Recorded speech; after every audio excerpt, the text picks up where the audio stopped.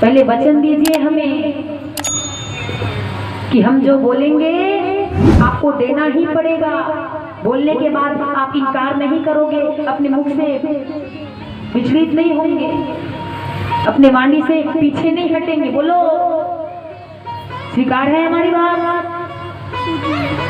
जरासंध ने कहा ठीक है महाराज, क्या मांगोगे? ज्यादा से ज्यादा धनी तो मांगोगे, उससे ज्यादा कुछ मांगने वाले नहीं हो, ब्राह्मण तो। जरासंध ने कहा ठीक है, जो मांगना है मांग लीजिए, हम देने को तैयार है। कहे इतने में भगवान कहने लगे हमको आपके साथ में युद्ध करना है, हमको आपके साथ में युद्ध करना है। आज हमारे ठाकुर जी युद्ध की बात कर रहे हैं जरासंध से। जरासंध कहने लगा ये ब्राह्मण है और ब्राह्मण होकर के हमसे युद्ध की बात कर रहे हैं, और एक ब्राह्मण कभी युद्ध की बात नहीं करता, ये ब्राह्मण नहीं है कहे। इतने में जरासंध जी कहने लगे सत्य सत्य बताओ तुम लोग कौन हो? तुम लोग ब्राह्मण तो नहीं हो सकते, क्योंकि ब्राह्मण जब आता है ना तो उसको जितना दो उतना रखता है और हंसी खुशी लौट जाता है। और तुम कैसे ब्राह्मण हो? हमसे युद्ध की मांग कर रहे हो, युद्ध की याचनाएं कर रहे हो, तुम ब्राह्मण नहीं हो सकते। कौन हो तुम? इतने में हमारे छोटे सरकार कहने लगे नहीं जानते क्या, हम आपके पुराने शत्रु कृष्ण कहे, याद है कि नहीं? और हमारी जो दाहिनी ओर खड़े हैं ना, ये दादा भीमसेन है, वही भोजन घाट। और जो हमारी बाहिनी ओर खड़े हैं ये महाराज बलशाली अर्जुन है कहे। इतने में जरासंध कहने लगा बड़े कपटी हो रे हैं, कपट के दौरान मेरे से वचन भरवा लिया, वचन में मुझे पूरी तरीके से लपेट दिया, बांध दिया, और अंत में तुम छल कर रहे हो रे। छलिए, तेरा स्वभाव अब तक के नहीं सुधरा है रे, तू बचपन से छल ही करते आ रहा है और अभी भी मुझे छल लिया रे। छल करने का तेरा आदत अभी तक सुधरा नहीं है, लेकिन मैं तेरे साथ में युद्ध नहीं करूंगा कहे। जरासंध मन में सोचने लगा 17 बार आक्रमण किया था, 8वीं बार तो ले दे के जीता हूँ, 18वीं बार अगर इस बार कहीं हार गया तो जीते जिताए पे पानी फिर जाएगा। तो जरासंध ने पहले ही कह दिया कि हमको आपके साथ में युद्ध करना ही नहीं है, तुम डरपोक हो कहे, इतने डरपोक हो कि रण को छोड़ करके भाग जाते हो, रणछोर हो। इतने में हमारे भगवान अर्जुन जी की ओर देखने लगे, कहने लगे देखा अर्जुन, 17 बार इसको हराया हो उसकी गिनती नहीं है, लेकिन 18वीं बार ब्राह्मणों की कृपा से इसे विजय की प्राप्ति हो गई है, तो उसको बार बार लगातार ये जरासंध गिने जा रहा है कहीं। बड़ा दुष्ट प्रवृत्ति का राजा है। इतने में भगवान कहने लगे ठीक है, हमसे युद्ध मत करो, कोई बात नहीं, अर्जुन से युद्ध करोगे, हमसे नहीं करोगे चलेगा, ठीक है मत करो हमसे युद्ध, अर्जुन से तो करना पड़ेगा तुमको। इतने में जरासंध कहने लगा अर्जुन से भी नहीं करूंगा, ये तो दुबला पतला सा दिख रहा है मेरे सामने, इससे क्या युद्ध करूंगा बालक से। तो कहते हैं किससे युद्ध करोगे, किससे युद्ध करना है? इतने में जरासंध ने कहा वो जो भीमसेन दादा है ना, उनके साथ ही युद्ध करेंगे कहीं, वही हमारे समान हष्ट पुष्ट हैं, बलशाली हैं। और जैसे ही जरासंध ने कहा कि हमको भीमसेन के साथ में युद्ध करना है, इतने में दादा भीमसेन उनकी छाती तो 56, 57 और 58 की हो गई। भीमसेन जी का चेहरा अभिमान से फूल गया, कहने लगे देखे अर्जुन को भी फैल कर दिया, कृष्णचंद्र को भी पीछे कर दिए, लेकिन हमको पास किया है, मानो हम ही सर्वश्रेष्ठ है ऐसा लग रहा है। भगवान अर्जुन की इशारा कर रहे, देखो अर्जुन भीमसेन के मुखमंडल को तो देखो, कैसे हंसी की वजह से फूले भी समा रहे हैं, प्रसन्नता भर गया है उनके हृदय में। रुको, जब जरासंध के हाथों से खाएगा ना मार, तब इसकी बुद्धि आएगी ठिकाने पे। भगवान ने भी कह दिया हाँ ठीक है, हमारे साथ नहीं कर रहे हो, हमारे अर्जुन के साथ में नहीं कर रहे हो, तो एक काम करो दादा भीमसेन के साथ में ही कर लो।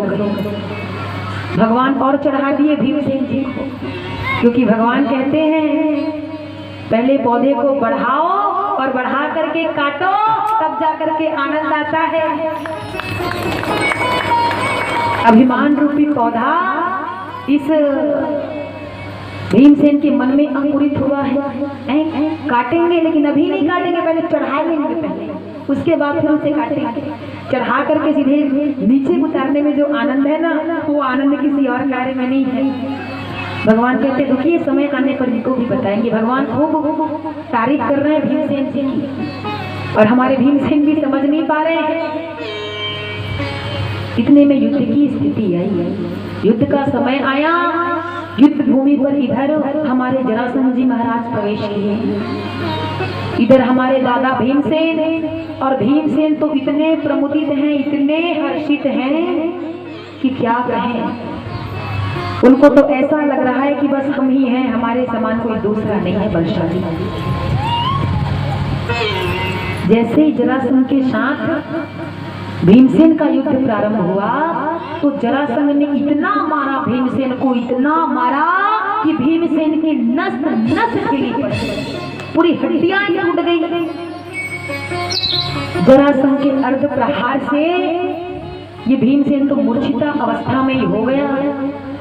और जैसे ही रात्रि कालीन अपने कक्ष में आया, तो हमारे कन्हैया भीमसेन जी की ओर देख रहे हैं, और देख देख करके मुस्कुराए जा रहे हैं। और दादा भीमसेन कुछ बोल ही नहीं रहे, अब क्या बोले। बड़ी बड़ी प्रतिज्ञा तो किए थे कि हम ही युद्ध करेंगे, किसी को करने नहीं देंगे। भगवान मुस्कुराए जा रहे हैं, अर्जुन भी हंस रहे हैं, कहते हैं अच्छा है जाओ, गए तो थे। भीमसेन कुछ नहीं बोल रहे, बिल्कुल शांत है, बिल्कुल शांत। युद्ध का दूसरा दिन प्रारंभ हुआ, युद्ध का दूसरा दिन प्रारंभ हुआ, तो भीमसेन भगवान की ओर देख रहे हैं। भीमसेन भगवान की ओर देख रहे हैं और कहते हैं देखना अब मैं जरासंध का क्या हालत करता हूँ कहीं। और जैसे युद्ध भूमि में प्रवेश किए, इस बार भी जरासंध ने भीमसेन को इतना मारा, वो तो हार गया। नस नस ढीली पड़ गई। इधर जैसे ही रात्रिकालीन विश्राम का समय हुआ, तो हमारे छलिया सरकार उनसे विनोद करने लगे, पूछने लगे दादा भीमसेन कुशल से तो होना, ठीक ठाक पिटाई चल रही है जरासंध की। तो इतने में भीमसेन कहते हो चलिए बिल्कुल शांत रहो, कहीं बिल्कुल शांत, कुछ बोलना नहीं है, जले में नमक छिड़कने चले आए हो, बिल्कुल शांत हो जाओ। इतने में हमारे कन्हैया कहने लगे एक बात बताओ, युद्ध भूमि में प्रवेश करते हो तो अभिमान से भर करके युद्ध भूमि में प्रवेश करते हो, एक बार मुझे देखते हो तो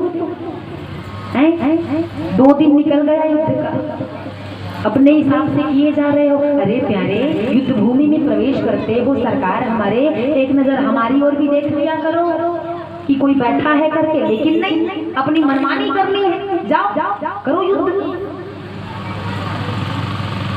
इतने में भीमसेन जी कहने लगे लाला मैं थक गया हूँ रे, अब ना मेरी इच्छा नहीं हो रही है, ऐसा लग रहा है कि ये पहाड़ तुल्य जरासंध मुझे मार ही देगा रे, चल अरे भाग चलते हैं। चल भाग जाते हैं। भगवान ने कहा नहीं, भागने वाला काम नहीं करेंगे, एक बार तो नाम रणछोड़ पड़ ही गया है, इस बार भागेंगे तो बेइज्जती हो जाएगी। हाँ, बदनामी हम अपने सिर पे नहीं लेना चाहते। युद्ध की परिस्थिति में आगे बढ़े हो, जाओ करो, पीछे मत हटो। लेकिन जब युद्ध भूमि में प्रवेश करोगे ना, तो एक नजर मेरी ओर ताड़ लेना, देख लेना। युद्ध का तीसरा दिन प्रारंभ हुआ। इधर जरासंध आया है, जरासंध को हमारे भीमसेन जी महाराज देख रहे हैं, और युद्ध भूमि में प्रवेश करने से पहले एक नजर यही दादा भीमसेन हमारे छलिया सरकार की ओर देख लिए, बिहारी जी की ओर, और बिहारी जी की ओर देख करके युद्ध भूमि में प्रवेश किए। युद्ध चल रहा है दोनों का। इतने में भीमसेन ने दोबारा ही हमारे कृष्णचंद्र की ओर देखा और हमारे भगवान एक तिल लिए और तिल को 2 हिस्सों में फाड़ दिया, अर्थात तोड़ दिया, और एक हिस्सा